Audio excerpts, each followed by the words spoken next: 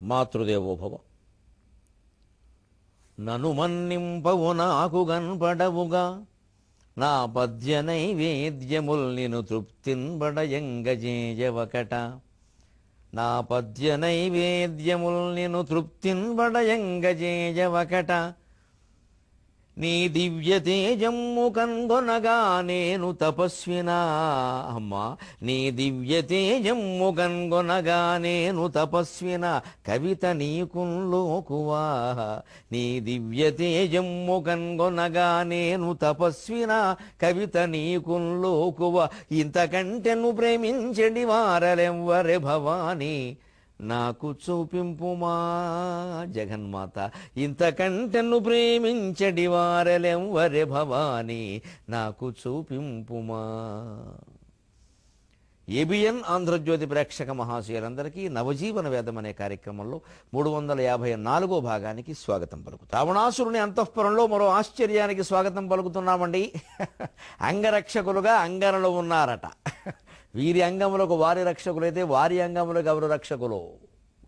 ఆశ్చర్యకరమైన విషయం. రామాయణం లోతుల్లోకి వెళ్ళిన కొద్దీ ఎన్ని విషయాలు వస్తాయండి. అంగరక్షకులుగా అంటే ఈవేళ భాషలో చెప్పాలంటే బాడీ గార్డులుగా ఆడవాళ్ళు. రావణాసురుడి శరీరానికి అంగరక్షకులుగా ఆడవాళ్ళు ఉన్నారు. ఆశ్చర్యకరమైన విషయం. అంచేత అందరూ అన్ని ఉద్యోగాలు అన్ని కాలాల్లోనూ చేశారు. ఏదో మధ్యలో ఏవో తేడాలు వచ్చాయి కొంతకాలం. మధ్యయుగం అంటారు దాన్ని. ఇవి ఎప్పుడు ఈ పద్ధతులు ఆచారాలు మారుతూ ఉంటాయి. యోగ వాసిష్టంలో ఒక చిత్రమైన విషయం ఉంది. నేను చదివి ఇలా ఆశ్చర్యపోయి ఆగిపోయా 10 నిమిషాలు. భూషుండుడని ఒక కాకి ఉంటుంది. అందులో కాకి పేరు భూషుండు. గొప్ప యోగి.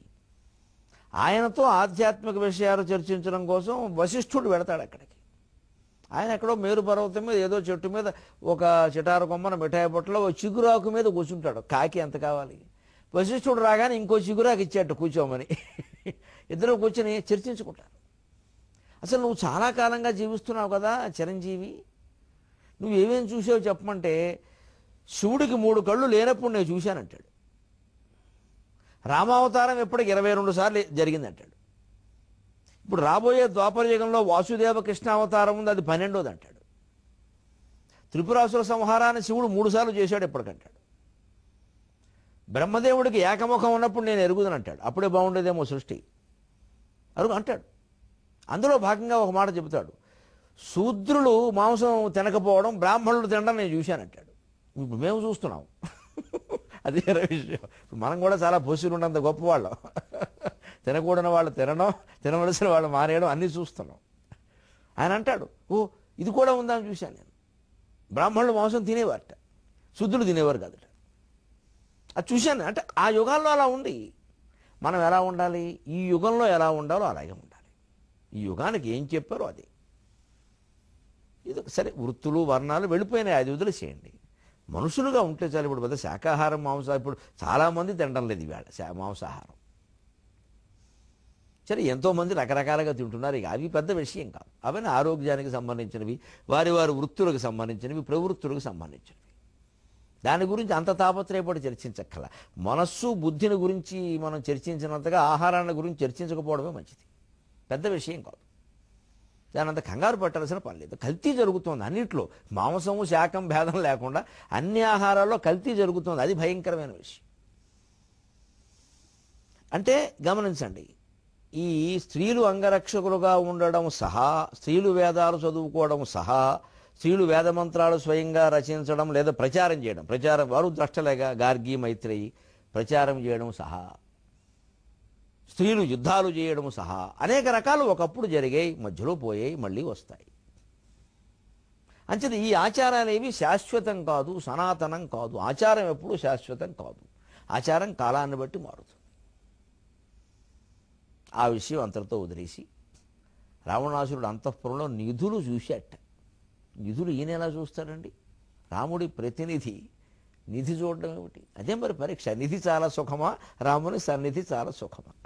ఎటువంటి నిధులు చూశాడు? అనేక రత్న సంకీర్ణం నిధిజాలం సమంతతః, అనేక రత్న సంకీర్ణం నిధిజాలం సమంతతః. ధీర నిష్ఠిత కర్మాంతం గృహం భూతపతేరివా. ధీర నిష్ఠిత కర్మాంతం గృహం భూతపతేరివా. ఆ అంతఃపురాల్లో కొన్ని గదుల్లో రత్నాలు వజ్రాలు రాసులుగా పోసి ఉన్నాయట. ఊరికే రైతులు వేరుశెనక్కాయలు అవి అమ్మడానికి తెస్తే గొడవల్లో పోసేస్తారు చూడండి, గుంటూరు మార్కెట్ యార్డ్లో మిరపకాయలు పోసినట్టు అలా పోసేట రత్నాలు వజ్రాలు. అంగళ్ళ రతనాలు అమ్మినారట అచట. శ్రీకృష్ణదేవరాయలకి ఏమిటండి వైభవం, రావణాసుడికి కూడా ఉంది బ్రహ్మాండంగా. మరి దుర్మార్గానికి సన్మార్గానికి వైభవం పడడానికి ఏమీ లేదంటే లేదు, పడుతుంది. కానీ సన్మార్గంలో ఉన్నవాడికి పట్టిన వైభవం శాశ్వతం, దుర్మార్గంలో ఉన్నవాడికి పట్టింది తాత్కాలికం. అది వర్షం, ఇది మెరుపుతీగ. మెరుపుతీగకి వర్షానికి తేడా లేదా? వర్షం కురవడం మొదలుపెడితే ఒక క్షణం కురిసి ఎప్పుడు ఆగిపోదు, కనీసం ఓ అరగంట ధారాపాతంగా పడుతుంది, ఒక్కోసారి గంట తరబడి పడిన సందర్భాలు ఉన్నాయి. మెరుపుతీగే ఉందండి ఒక క్షణం. రావణాసురుడు ఐశ్వర్యం క్షణం, ధర్మాత్ములైనటువంటి రాముడు ధర్మరాజుల యొక్క ఐశ్వర్యం శాశ్వతం. అనేక రత్న సంకీర్ణం, రకరకాల రత్నాలు వజ్రాలు వేడివిర్యాలు అలా పోసేసి ఉన్నాయి. కాబట్టి హనుమంతుడు చూశాడు ఓ గదిలో. ఈయనకి యోగ దృష్టి కూడా ఉంది, ఒకడు ఇనపెట్లో ఉన్నా చూస్తాడు, అది వేరే విషయం. మామూలుగానే చూశాడు, సూక్ష్మ రూపంలో ఉన్నాడు. నిధిజాలం సమంతతగా, రకరకాల నిధులు, ఆ నిధుల్లో కూడా తేడాలు ఉన్నవి. శంఖో మకరగచ్చపౌ, పద్మనిధి మహాపద్మనిధి, ఇవన్నీ నిధులు, నవనిధులు అంటారు. మహాపద్మశ్చ పద్మశ్చ శంఖో మకర గచ్చపౌ, ఇవన్నీ ఉన్నాయి నిధులు, నవనిధులు. అవన్నీ మహాపద్మనిధి మహాపద్మనిధి శంఖనిధి. అంటే ఇంత ఉంటే శంఖనిధి, ఇంత ఉంటే పద్మనిధి అని లెక్క ఉండొచ్చు, లేదు అందులో ఉండేటువంటి రత్నాల జాతిని బట్టి ఉండొచ్చు, ఏదైనా కావచ్చు. అటువంటి నిధిజాలం సమంతత, ఎక్కడ చూసినా అంత వైభవం వాడిది. పైగా ధీర నిష్ఠిత కర్మాంతం, ఆ అర్ధరాత్రి 11 గంటల వేళ అక్కడ లెక్కలు చూస్తున్నట్టు కొంతమంది. ధీర నిష్ఠిత కర్మాంతం, అకౌంటెంట్స్, గణకులు. రావణాసురుడు రాజ్యంలో గణకులకి లోట్లేదు, గణికలకి లోట్లేదు. ధీర నిష్ఠిత కర్మాంతం, ధీరులైన వాళ్ళు అర్ధరాత్రి వేళ అక్కడ 92,900 వజ్రాలు ఉండాలి, ఏవి 2 తక్కువయ్యాయి అని ఉన్న కొడుతున్నట్టు ఒకడు. అవి పక్కకెళ్ళి పట్టుకొస్తున్నాడు, పక్కెళ్ళిపోయినట్టు. మరి పారబోతే ఏమవుతుంది? లెక్క చూస్తున్నారు. అంటే దేనికి దానికే వ్యవహారాలు సక్రమంగా ఉంది, పరిపాలన కూడా బాగుంది. వాడు నిశ్చింతగా పడుకున్నాడు. ఎంత నిశ్చింతగా పడుకున్నాడో మనం తర్వాత చూద్దాం. పరిపాలనలో ఎప్పుడు నేర్చుకోవలసింది ఇది. అన్నీ ఆయన స్వయంగా చేయకూడదు. మృత్యఘటకంలో మన విశాఖదత్తుల ముద్రారాక్షంలో చెబుతాడు, రాజేంద్రశ్చ గజరాజ నరేంద్రాశ్చ గజేంద్రాశ్చ స్వయమాహృత్య నిందితా అంటాడు. ఏనుగు, గొప్ప ఏనుగు ఒకటి, పరిపాలించే అధికారి ఒకడు, అన్ని పనులు స్వయంగా చేసుకోకూడదు, కొన్ని కింద వాళ్ళకి చెప్పాలి, చేయించుకోవాలి. బలినోపి స్వభావతః, సహజంగా వాళ్ళు బలవంతులే, చేసుకోగలిగిన వాళ్ళే, సమర్థులే అయినప్పటికీ కావాలనే కొన్ని పనులు కింద వాళ్ళకి చెప్పాలి. ఎప్పుడు మేనేజింగ్ డైరెక్టర్ అంటే అంతే. ఆయన అక్కడ వచ్చాడు, రాగానే అక్కడ ఏదైనా దుమ్ము కనపడింది అనుకోండి, చీపులెట్టుకుని ఊడిచేయకూడదు, తప్పది. ఊడవలసిన వాళ్ళు ఎవరో, ఏం చేస్తున్నాడు, నిద్రపోతున్నాడా, రమణం అని దగ్గరుండి ఊడిపిస్తే దెబ్బకి ఇంక మన్నాడు అలా జరగదు. అది యజమాని. ఎందుకన్నా మా కార్యాలయంలో నేనే ఊడ్చుకుంటానండి అంటే ఊడ్చిపెట్టుకుపోతుంది, అది యజమాని లక్షణం కాదు. అంటే ఆయన పడుకున్నాడు, పనులు జరుగుతున్నామనే 11ంటికి కూడా. రావణుడు పడుకున్నట్టే ఇంక మనం కూడా ఎందుకు వచ్చిందిలే అనే ధోరణిలో లేదు. అంటే ఆ భయం అలా ఉందన్నమాట. తేడా వస్తే ఊరుకోడో, అది యజమాని ఎప్పుడు నేర్చుకోవాల్సిన లక్షణం. మేనేజింగ్ ఎబిలిటీ, నిర్వహణ సామర్థ్యం అంటారు దీన్ని. సుందరకాండ నుంచి నేర్చుకోవాలి. రావణాసురుడి నుంచైనా తప్పుల, మంచిదేగా విషయం. నిధిజాలం సమంతతః, ఎక్కడ పడితే అక్కడ రకరకాల నిధులు.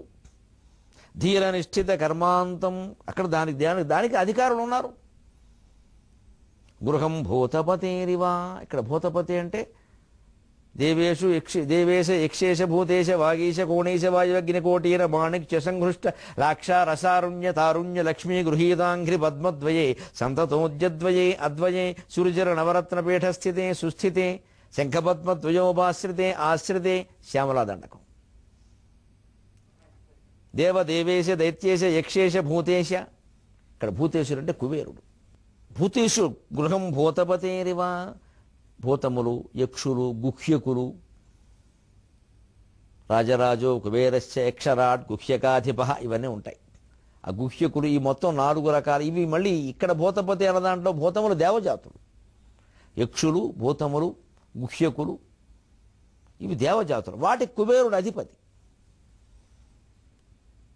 కుబేరుడు గృహంలో ప్రకాశిస్తుంది. మరి కుబేరుడి నుంచే ఎత్తుకొచ్చాడు సగమే. ఇంకా చూస్తాం ముఖ్యమైన వస్తువులు కుబేరుడి నుంచి ఏం పట్టుకొచ్చాడు అంటే అధర్మానికి ఐశ్వర్యం పట్టడానికి సంబంధం లేదు. అధర్మం ఉన్నంత మాత్రాన ఐశ్వర్యం పట్టదని అనుకోవద్దు. పడుతుంది, కానీ తాత్కాలికంగా పడుతుంది. అలాగని మనం ఐశ్వర్యం కోసం అధర్మాలు చేయకూడదు, ఎందుకంటే అది నిలబడదు. ఐశ్వర్యం కోసం పాకులాడటమేగా మొదటి అధర్మం. పైగా ఒక వ్యక్తిలో ఎప్పుడు అతని కర్మఫలాలు అనేవి అతనికి వచ్చేవి. ఏ ప్రవృత్తికి ఆ ప్రవృత్తి తగినట్టే ఉంటాయి. యజ్ఞం చేస్తే యజ్ఞం చేసినటువంటి ఫలం వచ్చేసింది, వంకర పని చేస్తే వంకర పని చేసిన ఫలం వచ్చేస్తుంది. యజ్ఞ ఫలంలోంచి వంకర ఫలాన్ని మైనస్ చేయరు, గుర్తుపెట్టుకోవాలి. ముందు మరింత స్పష్టంగా చూస్తాం హనుమంతుడు నాటి. పుణ్యంలోంచి పాపం ఎప్పుడూ మైనస్ కాదు. పుణ్యఫలం పుణ్యఫలమే, పాపఫలం పాపఫలమే. ఈ ప్లస్లు మైనస్లు లెక్కలు చిత్రగుప్తుడి దగ్గర కుదరవు. ఆ చెట్ట వేరే, ఈ చెట్ట వేరే, ఆ సంచి వేరే, ఈ సంచి వేరే, అన్నీ అనుభవించాల్సిందే. పుణ్యాల పట్టిక అయిపోయాక పాపఫలాలు అనుభవించవచ్చు. పుణ్యాలు అనుభవిస్తుండగానే కొన్ని పాపాలు అనుభవించాల్సి రావచ్చు. పాపాలు అనుభవిస్తుండగానే అనుకోకుండా కొన్ని పుణ్యఫలాలు కూడా తరుముకొని రావచ్చు.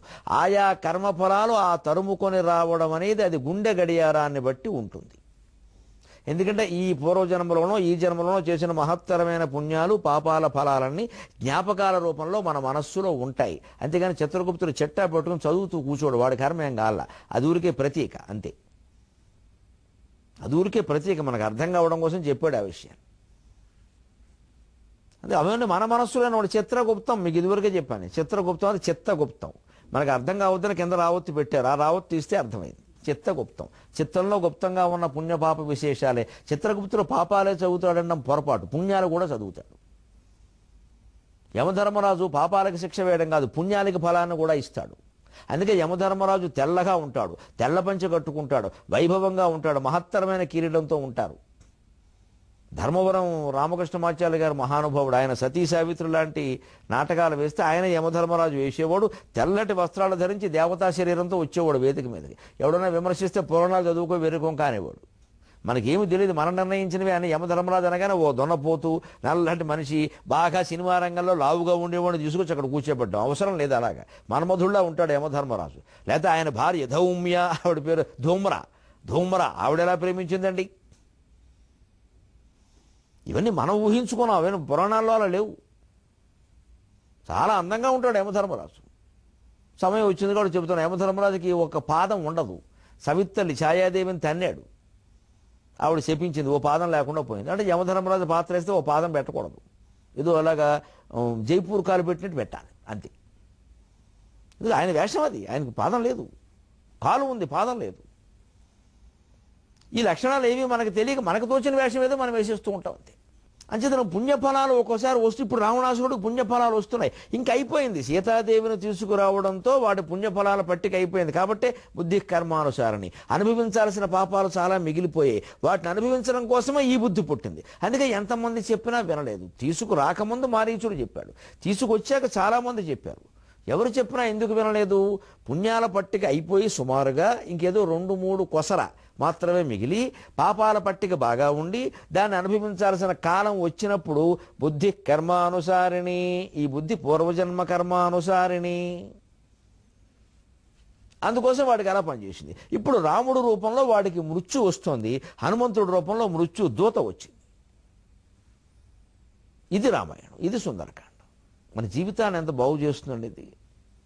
లేకుండా కేవలం ఈ అర్థాలు ఊరికే చెప్పుకుంటూ పోతే రావణాసురుడు ఎంత వైభవంగా ఉన్నాడురా, ఇవన్నీ అవి చెప్తారు కానీ ఏం లేదు, కానీ నొక్కేయి, వీలైనంత నొక్కేయి అనే ధోరణి వచ్చేస్తుంది లోకం. పైగా ఈ నొక్కేసిందంటే వాటా పట్టుకెళ్ళి ఆంజనేయ స్వామి గుళ్ళో వేస్తాడు. మరీ దుర్మార్గం ఇది. మేము సుందరకాండ పారాయణ చేస్తున్నామంటే గుడి కూడా మేమే కట్టించాం. ముందు ఈ దొంగ వ్యాపారాలు మానే, నువ్వు గుడి కట్టకపోయినా పర్వాలా. ప్రజల సొమ్ము దొంగిలించడం అనే వ్యవహారం మానేయాలి. సారా దుకాణాలు పెట్టి కళ్ళు కాంపౌండ్లు కొత్తగా వెలసిస్తున్న కళ్ళు కాంపౌండ్ అట. బా, ఇది పెద్ద శ్రీరామనవం పందిరిలాగే. అంటే 30 రూపాయలకు దొరికే తాడి చెట్టు కింద 3 రూపాయలకి ఇచ్చేస్తారు, అందరూ తాగి పాడిపోతారు. ప్రభుత్వాలకు ఆదాయం కావాలి, ప్రజల ఆరోగ్యాలు ఎక్కల. వాళ్ళు మత్తులో ఎంత మత్తులో ఉంటే వీరికి అంత మంచిది. అందుకని అన్ని ప్రభుత్వాలు సారాన్ని ప్రోత్సహిస్తాయి. ఎందుకంటే వీరెంత మత్తులో మునిగిపోతే అంత మంచిది. వీరెప్పుడు వ్రతాలు, పూజలు, నోములు, పుష్కరాలు, స్నానాలు, పుణ్యాలు, రకరకాల మత్తులు, ఇంకా రకరకాల మత్తుల్లో మునిగి ప్యాకెట్లు, క్లబ్బులు వాటిలో మునిగిపోతే అంత మంచిది ప్రభుత్వం. వారిని ఎవరు ప్రశ్నించరుగా. పెద్దానికి దేవుడే కారణం. అందుకని మతం మత్తును కూడా పాలకులు బాగా ప్రోత్సహిస్తారండి. ఆ మాయలో పడకూడదండి. మన మతాన్ని మనం ఎలా కాపాడుకోవాలో మనకు తెలుసు. మీరు ప్రోత్సహించాల్సిన అవసరం ఏం లేదండి. ఇక్కడ వారిని ధర్మంగా ఉండమన్నాడు చాలు. అది ఉండరండి, అన్నీ మనకు నేర్పిస్తారండి. ఇక్కడ మీ పూజల్లో మీరు ఉండండి, మా భోజనాల్లో మేము ఉంటాం. ఈ వలలో ప్రజలు పడకూడదు, ప్రజలు పడతారు సహజంగా. సామాన్య జనులు ఎప్పుడు అజ్ఞానంలో ఉంటారు. మేధావులైన వాళ్ళు, ప్రవచనాలు చెప్పేవాళ్ళు దాని నుంచి బయటపడేయాలి. ఇంకింత అజ్ఞానాన్ని, గుడ్డి నమ్మకాలని ప్రచారం చేయకూడదు పరిగెట్టుకుని. అక్కడ మునిగితే పుణ్యం, ఇక్కడ తేలితే పుణ్యం అని. మనిషి బుద్ధి మారే వరకు ఎన్ని చోట్ల మునిగినా ఎన్ని చోట్ల తేలినా ప్రయోజనం లేదు. అందుకని ఇంత ఐశ్వర్యం ఉన్నా, ఇన్ని యజ్ఞాలు చేసినా, నిత్యార్చనలు జరిగినా పర్వహుతమైన రావణాసురుడు బుద్ధి ఏమైంది? బుగ్గి బూడిదైంది. అది మనం గ్రహించాలి. కాబట్టి దానికి అనుగుణంగా ఒక పద్యం కరుణశ్రీ గారు చెబుతున్నారు. ఎందుకయ్యా ఇంత ఐశ్వర్యం? అనేక రత్న సంకీర్ణం నిందిజాలం సమంతత గృహం భూతపతేరవ. దేనికివన్నీ? లోకుల కొంపలార్పి ఎటులో గడియించిన పాడు డబ్బుతో ఆకాశమెత్తు గట్టి దివి హర్మ్యం. లోకుల కొంపలార్పి ఎటులో గడియించిన పాడు డబ్బుతో ఆకాశమెత్తు గట్టి దివి హర్మ్యం. అది ఇంకా నువ్వు లేచుచుండే పైకి, అది ఇంకా నువ్వు లేచుచుండే పైకి. మరేమీ లేదా అటుపై అట పైగదిలోన మృత్యువే నీకు ఘటిల్లెనేని. అటుపై అట పైగదిలోన మృత్యువే నీకు ఘటిల్లెనేని. నిన్ను నేల కుదిరెచ్చుట ఎంత కష్టమో. బ్రహ్మాండంగా చెప్పాడండి పద్యం, వాత పెట్టినట్టుగా. ఇదేని నమ్మడానికి వీలేదు. మనుషుల ప్రవృత్తులతో సహా ఇవన్నీ కల్తీ కావడానికి కారణం మనిషి మనస్సు కల్తీ కావడమే కదా. మరి ఆ కల్తీని పోగొట్టడానికే కదా ఈ ప్రవచనాలన్నీ. అవి అలాగే సాగాలి కదండి. ఆ చైతన్యాన్ని పెంచకుండా చాదస్యం ఎలా పెంచుతారండి? లోకుల కొంపలార్పి ఎటులో గడియించిన పాడు డబ్బుతో. 100 కోట్లు సంపాదించాం అనుకుంటున్న వాళ్ళందరూ ఒక్కసారి ఆలోచించుకోండి. గుండెల మీద చేసి ఎలా వచ్చాయి? న్యాయంగా పావలా లాభం వేసుకుంటే మనకి వస్తాయా? ఎంత వేసుకున్నాం అసలు? ఎవడు సొమ్మిది? ఎందుకంత సంపాదించి ఏం చేస్తున్నాం? తింటున్నావా కనీసం? మరమరాలు తింటే అరగవా? వజ్రాలు కొనడానికి డబ్బు సంపాదించాట, పిచ్చితనం అంటారు దాన్ని. మరమరాలు తింటే అరగవు వాడికి. ఎందుకు ఆ డబ్బు? ఆ మరమరాలు కొనుక్కొని తినేదానికి. అరుగుదల పెరిగాక వజ్రాలు చూసుకోవచ్చు. అరుగుదల లేనప్పుడు దేనికండి సంపాదన? ఎటులో గడియించిన పాడు డప్పుతో ఆకాశం ఎత్తు గట్టితివి హర్మ్యం. ఆకాశం అంత ఎత్తు గట్టావు మేడ, సర్లే. ఇంకా ఏమంటా?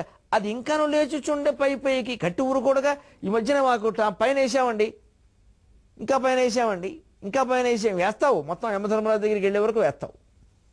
పైన అద్దెకి ఇచ్చామండి, కింద కూడా ఇచ్చామండి.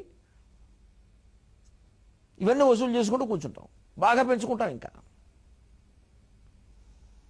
ఆకాశం ఎత్తు గట్టితివి హర్మ్యము.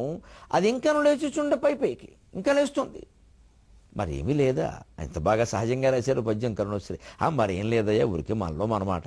అటుపై అట పైగదిలోన మృత్యువే నీకు ఘటిల్లే నేనే. ఆ పైన ఆ 7వ అంతస్తులో ఆ మారుమూల గదిలో చచ్చిపోయావనుకో, నేను నేలకు తెచ్చుడే ఎంత కష్టము. ఆ లిఫ్ట్ కనుక పని చేయకపోతే, ఒకవేళ గృహ సముదాయం కాబట్టి లిఫ్ట్ లేకపోతే, ఈ మెట్ల మించి నిన్ను ఇడుసుకు రావడానికి ఎంత కష్టమైపోయింది. ఎందుకంటే అప్పటికైనా సోఫాకి సరిపడా పెరిగాడు, కుర్చీ కాదు. డబ్బు బాగా పెరిగితే ఒళ్ళు పెరుగుతుందిగా, సోఫాకి సరిపడా పెరిగాడు. ఇంత శరీరాన్ని అప్పుడు కళేబరం అంటారు. శరీరం అన్న ఆ కళేబరాన్ని ఆ మెట్ల మీద కిందికి దిగడానికి ఆ పెద్ద కొడుకు వాళ్ళు ఎంత చచ్చిపోతున్నారు అని తిట్టుకుంటారు కూడా. ఊరికే పెంచేడు చచ్చిపోతున్నాం అని. ఎందుకోసం అంటున్నామంటే ఈ మాట నదీ జీవనం అని. పుష్కరాలు జరుగుతున్న సందర్భంగా నది గురించి, జీవనాన్ని గురించి, జీవనం అంటేనే నది కాబట్టి నదీ జీవనాన్ని గురించి తెలుసుకోవాలి. నదులకు పూజ చేయుఘన నాగరకంబగు జాతి మీది, నదులకు పూజ చేయుఘన నాగరకంబగు జాతి మీది. ఏ 10 నేండ్లకు అపారముగా జనసంఘముల్ నది మునుగంగ వచ్చెనన సనము చేసెదరు. ఏ 10-12 నేండ్లకు అపారముగా జనసంఘముల్ నది మునుగంగ వచ్చెనన స్నానము చేసెదరు. అంతేగాని ఈ నదులు అభివృద్ధి సౌధపు పునాదులటంచు గ్రహింపలేరకు. ఈ నదులు అభివృద్ధి సౌధము పునాదులటంచు గ్రహింపలేరకు. నదులకు పూజ చేస్తున్నాం. నిజంగా ప్రపంచంలో ఎక్కడ లేదండి, మనం సంతోషించాలి, సగర్వంగా చెప్పుకోవాలి. 12 ప్రధానమైన నదులకి 12 సంవత్సరాలు వరుసగా చేసి మళ్ళీ 12 తిరగగానే చేసుకుంటున్నాం. ఇదే గోదావరికి 91లో చేసాం, 2003లో చేసాం, ఇప్పుడు 2015లో చేస్తాం. మహాపుష్కరాలను కూడా దీనికి ఇంతవరకు నిర్వచనం ఒక్కరు చెప్పాల. నాకు అర్థం కావట్లా మహాపుష్కరాలు ఎలా అవుతాయి. 12 144 ఎప్పటి నుంచి? 2015 నుంచి 144 తీసేస్తే 1871. 1871లో గోదావరి పుట్టలేదు కదా. అన్నయ్య గారు వర్ణించారు గోదావరిని, రామాయణంలో వర్ణించబడింది. అంచేది ఎప్పుడు పుట్టిందో గోదావరి ఎవరికీ తెలియనప్పుడు 144 ఎలా తేలుస్తారు? పోనీ కలియుగం ప్రారంభం అనుకుందామా, 5116 ఏళ్ళు అయింది. ఇప్పుడు నడుస్తున్న సంవత్సరానికి 3101 కలిపితే 5116, దాని కలియుగం వచ్చేస్తుంది. ఆ ప్రకారం చూసినా కూడా 144 సారి సంపూర్ణ నిశ్శేషంగా పోవడాల. అంటే ఇంకా రకరకాల ప్రచారాలండి. ఏది మనం శాస్త్రీయంగా నిరూపించే అవకాశాలు, ఎందుకంటే ఈ జాతిలో నమ్మండి నమ్మకాలు ఎక్కువ, నిజాలు తక్కువ. ఒక నమ్మకం పెట్టేస్తే జనం నమ్మేస్తారు. మహా అనగానే ఇంకో 1,000,000 మంది వచ్చేస్తారు. మామూలుగా అంటే రారుగా. అక్షతదీని అలాగే అమ్మేశారు ఈ దేశంలో. అక్షతదీ నాడు బంగారం దానం చేయాలి, కొండమని పెట్టారు. బంగారం వాళ్ళు బాగుపడ్డారు. ఒక ఏడాది క్రితం జరిగింది, 2 ఏళ్ల క్రితం విచిత్రం. ప్రతి అక్కగారు తమ్ముడికి బట్టలు పట్టాలి ఈ రోజున పెట్టారు సిద్ధాంతం. ఎక్కడా లేదు ఇది. ఎందుకని? బట్టల కొట్ల వాళ్ళు బాగుపడ్డానికి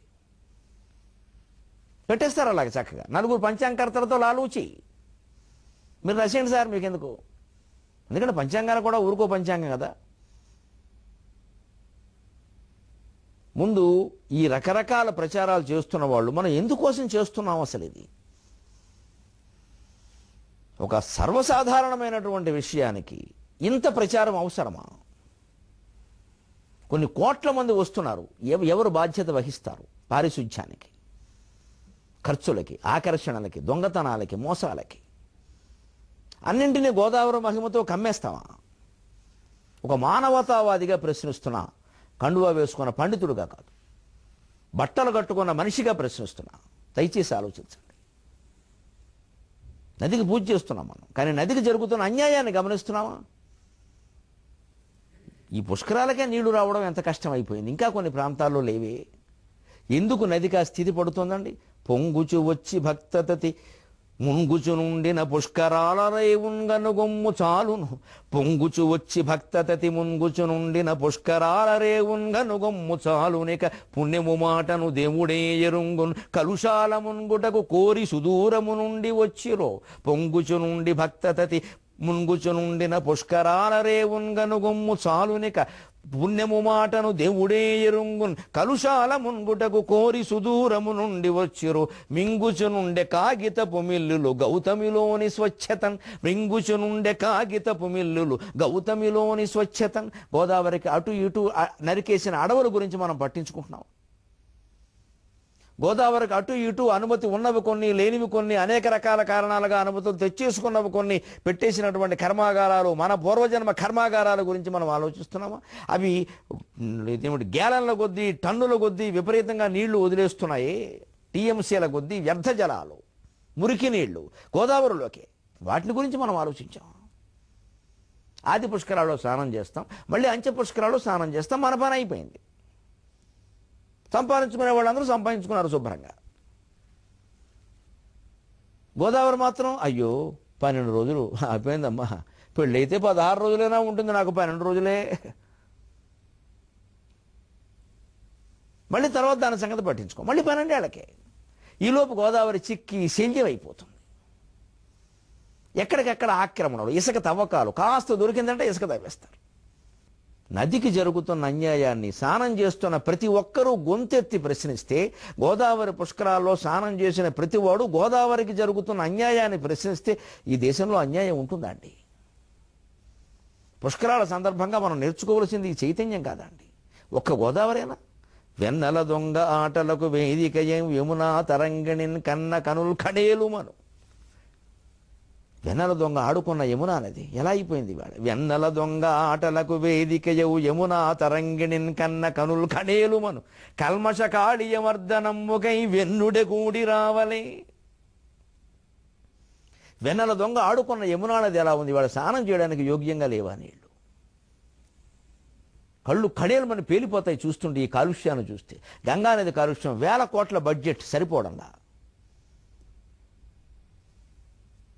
యమునా తీరం అని మనం అంతా దండం పెట్టుకొచ్చేస్తాం. దండం పెట్టుకురావడమే మన బాధ్యతగా భావిస్తున్నాం. భారతీయులు గ్రహించాలి. విదేశీయుల నుంచి మనం నేర్చుకోవలసింది, వాడు దండం పెట్టుకుని వెళ్ళడండి. వాడు దండం పెట్టాడు అదే పెద్ద విషయంగా. నది జోలికి వస్తే తాట తీసేస్తారండి అక్కడ. ఒక బట్ట నదిలో ఉతకడానికి వీల్లేదండి విదేశీ నదుల్లో ఎక్కడ. దానికి వేరే రేవులు ఉంటాయి, వేరే వ్యవహారాలు ఉంటాయి. అందుకని వాళ్ళు నదులన్నీ కాపాడుకున్నారు. ఆ నదుల నుంచే సాగునీరు, తాగునీరు అన్నీ సంపాదించుకుంటున్నారు, సుఖంగా ఉన్నారు. మనం నదిని కేవలం పుణ్యస్నానాలకి మాత్రమే వినియోగిస్తున్నాం, ఇంకా దేనికి లేదు. అంచేత ఈ రకమైన పుష్కరాల స్నానాల నుంచి ఈ చైతన్యం కూడా పొందండి దయచేసి. ఏడాది అవగానే 12 రోజులతో విడిచిపోయే అనుబంధం కాదు నదితోటి. యుగ యుగాలుగా మనకు అనుబంధం ఉంది కదా. యుగ యుగాలుగా ఉన్న గోదావరి సన్నపడిపోతుంటే మన ఇంట్లో పిల్లలు ఆహారం లేక చిక్కిపోతున్నట్టుగా బాధ కలగద్దండి మనకి. ఈ ఆక్రమణదారులను అడ్డుకోవద్దండి. అడ్డుకునేటువంటి శక్తుల్ని మనం 1000 చేతులతో 1,00,000 గొంతులతో ప్రోత్సహించద్దండి.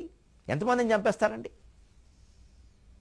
ఎంతమందిని ఎన్ని రకాల హింసించమని ఏం చేస్తారు? ప్రజల్లో ఆ చైతన్యం రావాలి. ఆ చైతన్యం ఏమాత్రం కలిగించగలిగినా నవజీవన వేదం సార్థకం, నా బతుకంతా సార్థకం. సెలవు.